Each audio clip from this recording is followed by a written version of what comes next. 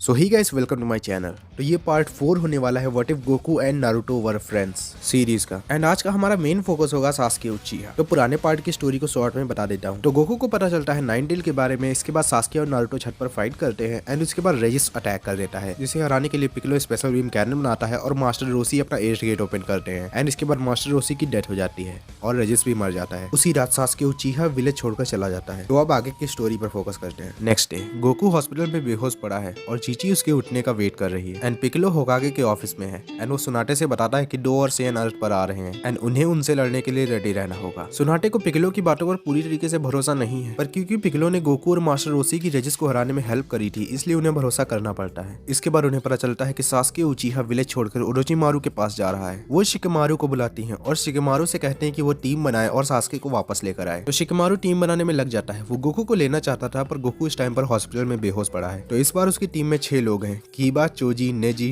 क्रिलन, Naruto. तो रॉकली उनके साथ इसलिए नहीं क्योंकि कुछ टाइम पहले उसका ऑपरेशन हुआ था। तो मैंने विलन्स की टीम में भी एक पर्सन को इंक्रीज किया है एंड टाइम आते ही उसके बारे में पता चल जाएगा। तो शिकमारू की टीम को हम लोग टीम शिकमारू ही बुलाएंगे। तो टीम शिकमारू कुछ टाइम के बाद उन साउंड निंजास को ढूंढ लेती है, पर साउंड निंजास को उनके बारे में पता चल जाता है एंड वो शिकमारू की टीम को पकड़ लेते हैं। तो उनमें से फैट निंजा रुकता है शिकमारू की टीम से फाइट करने के लिए एंड बाकी के चारों निंजा आगे चले जाते हैं। तो मैंने उनकी टीम में एक एक्स्ट्रा निंजा जोड़ा है एंड वो किमीमारू नहीं है। तो बाकी के चारों साउंड निंजास उसे इतना ज्यादा पसंद नहीं करते हैं क्योंकि वो उन सबसे स्ट्रॉन्ग है, बिना कर्स मार्क की पावर को यूज करे। तो शिकमारू की टीम उस फैट निंजा के जुत्सु से बच जाते हैं एंड इसके बाद चोजी रुकता है उस निंजा से फाइट करने के लिए। बाकी के लोग आगे चले जाते हैं एंड एक बार फिर से शिकमारू की टीम साउंड निंजा के आमने सामने आती है। तो इसके बाद स्पाइडर साउंड निंजा, मुझे इन चारों के नाम नहीं पता है। तो इस बार स्पाइडर साउंड निंजा रुकता है एंड उससे फाइट करने के लिए नेजी रुकता है क्योंकि नेजी की जेंटल फिस्ट उसके वेब्स को काट सकती थी। तो थोड़ी आगे जाने के बाद शिकमारू की टीम पर एक और साउंड निंजा अटैक कर देता है। उसे पता चल गया था उनके प्लान के बारे में, इसलिए वो रुक गया था एंड बाकी के दोनों साउंड निंजा सास्के को लेकर आगे निकल चुके हैं। तो नारुतो बाकियों से कहता है कि वो आगे जाए एंड नारुतो यहाँ पर रुकेगा,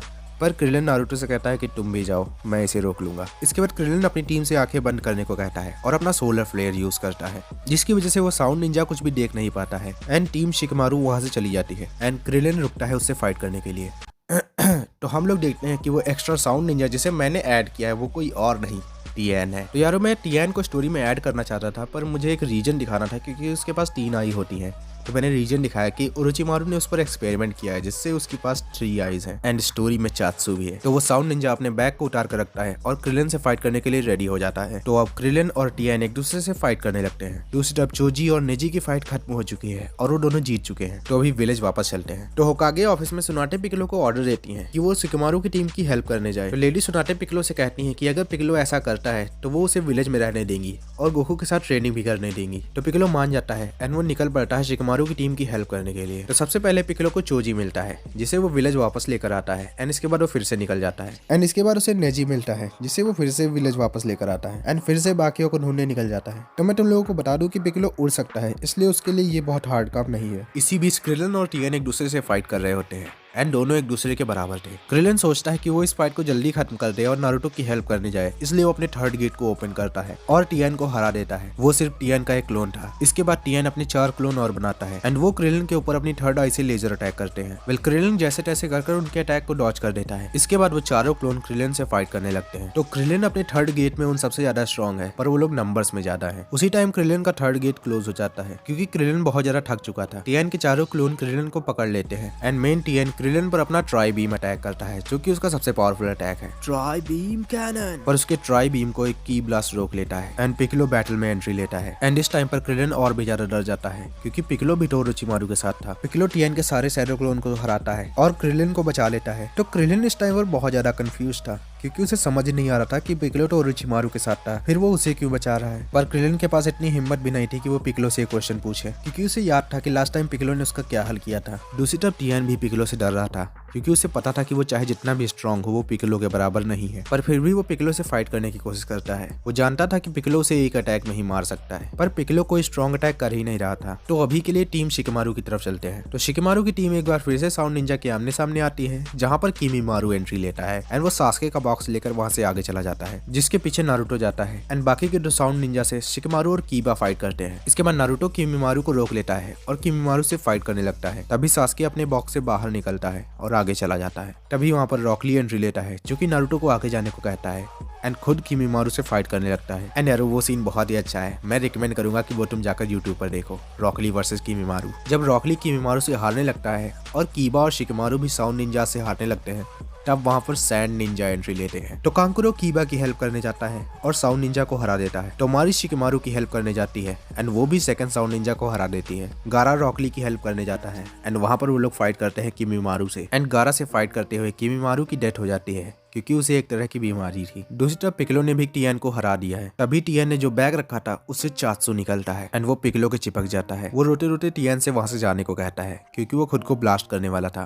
ताकि वो टियन को बचा पाए, पर पिकलो उसे सब कुछ करने से मना करता है क्योंकि वो वैसे भी टियन को नहीं मारेगा। वो टियन से कहता है कि मुझे भी किसी ने एक टाइम पर एक चांस दिया था एंड मैं भी तुम्हें वो चांस देना चाहता हूँ। तो टियन पिकलो की ये बात सुनता है। बदले में टियन पिकलो को ये बताता है कि उसने ओरोचिमारू और काबुटो को आपस में बात करते हुए सुना था कि उनके पास कुछ ऐसा है जो कि पिकलो को स्ट्रॉन्ग बना सकता है। तो मैं तुम लोगों को बता दूं कि पहले ओरोचिमारू ने पिकलो की बॉडी को एज अ वेसल यूज करने का सोचा था, पर क्योंकि पिकलो एक ह्यूमन नहीं है इसलिए बहुत ही हार्ड होता। तो इसके बाद पिकलो की फाइट गोकू से हुई एंड वो वापस ओरोचिमारू के पास नहीं गया। इस वजह से ओरोचिमारू ने ये आइडिया ड्रॉप कर दिया। एंड तुम लोग भी मेरी वीडियो पर एक लाइक ड्रॉप कर दो। तो इन सब के बाद टियन वहां से चला जाता है। इसके बाद गोकू को होश आता है एंड उसे इस सब के बारे में पता चलता है। वो अपना 5th गेट ओपन करता है और तुरंत वहां से निकल जाता है। एक तरफ गोकू वहां पर जा रहा है, दूसरी तरफ पिकलो क्रिलन को लेकर वहां से वापस आ रहा है। तो अब सारी फाइट्स खत्म हो चुकी हैं। अब नारुतो और सास्के की फाइट होती है जिसमें नारुतो सास्के को रोकने की कोशिश करता है और सास्के नारुतो को हराकर ओरोचिमारू के पास जाने की कोशिश करता है। गोकू नारुतो और सास्के के पास जा रहा होता है एंड वो वहां पर जाते जाते इटाची के बारे में सोच रहा होता है, कैसे इटाची ने पूरे उचीहा क्लैन को खत्म कर दिया। गोकू को कहीं ना कहीं ये लगता है कि सास्के सही है।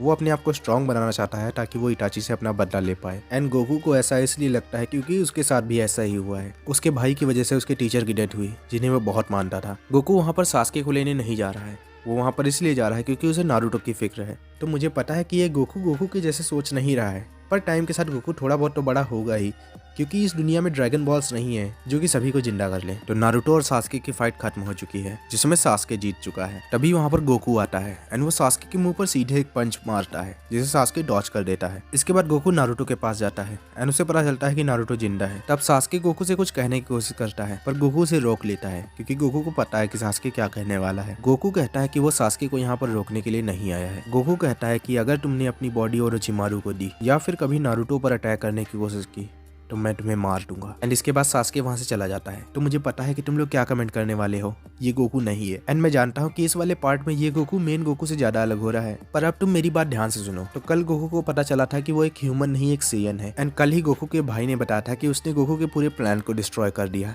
गोकू के पेरेंट्स को भी मार दिया। एंड कल गोकू के भाई की वजह से गोकू के मास्टर की भी डेथ हो गई। एंड दूसरी तरफ सास्के के साथ भी सेम ही स्टोरी है एंड सास्के अपने भाई को हराने के लिए स्ट्रॉन्ग होना चाहता है। तो अभी तुम लोग मुझे कमेंट करके बताओ कि यहाँ पर गोकू को कैसा होना चाहिए था। तो अब स्टोरी में वापस आते हैं। सास्के के जाने के बाद वहाँ पर ककाशी सेंसेई आते हैं एंड वो गोकू और नारुतो को देखते हैं। गोकू उनसे कुछ भी नहीं बोलता, वो नारुतो को उठाते हैं और इसके बाद उसे विलेज वापस लेकर चले आते हैं। रास्ते में गोकू उनसे एक क्वेश्चन पूछता है जो कि गोकू के माइंड में बहुत टाइम से था। गोकू उनसे पूछता है कि क्या उसके विलेज पर नाइन टेल ने अटैक किया था। काशी सेंसेई गोकू से कहते हैं कि ऐसा नहीं है, गोकू के विलेज पर जिसने अटैक किया था वो मंकी की तरह दिख रहा था, वो शायद 4 टेल था। गोकू कहता है 4 टेल। काशी सेंसेई बताते हैं कि टोटल 9 टेल्ड बीस्ट है जिनमें से 9 टेल हिडन लीफ के पास है एंड बाकी के अलग अलग ग्रेट नेशंस के पास है। तो अभी सभी लोग हिडन लीफ में वापस आ चुके हैं। सैंड निंजा भी शिकमारू, ली और कीबा को लेकर हिडन लीफ पहुंच जाते हैं। वो लोग सास्के को वापस नहीं ला पाए पर कोई भी मरा नहीं। तो नेक्स्ट डे गोकू नारुतो और शिकमारू को बात करते हुए सुनता है। नारुतो दुखी था कि वो सास्के को वापस नहीं ला पाया। इसके बाद वहाँ पर साकुरा आती है।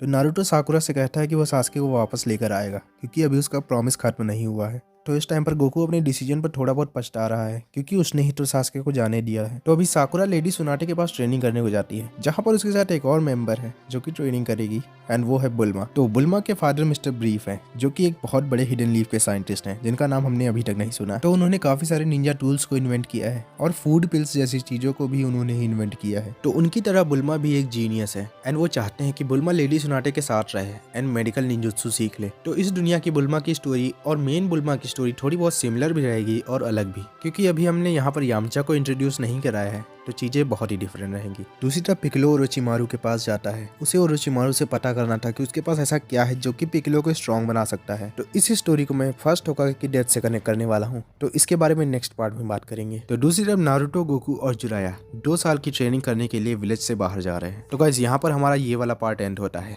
वेल अभी ये सब कुछ खत्म नहीं हुआ है, तो अभी इसके बाद एक पार्ट और आएगा एंड इसके बाद हम लोग चलेंगे नारुतो शिपुडेन पर। तो वीडियो अच्छी लगी तो इसे लाइक करो, चैनल पे नहीं हो तो प्लीज सब्सक्राइब करो। मैं मिलूंगा नेक्स्ट वीडियो में, तब तक के लिए बाय बाय।